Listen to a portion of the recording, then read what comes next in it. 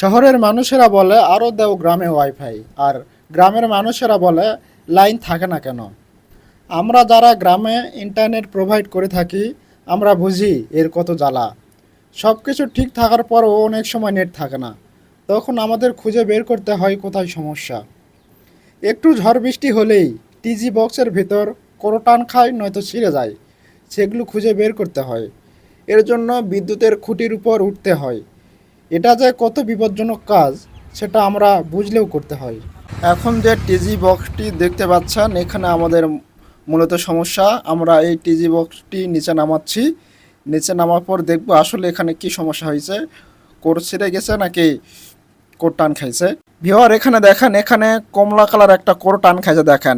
এর জন্যই মূলত এই সমস্যা, এর জন্য আমাদের ইন্টারনেট সংযোগটি চলে গেছে।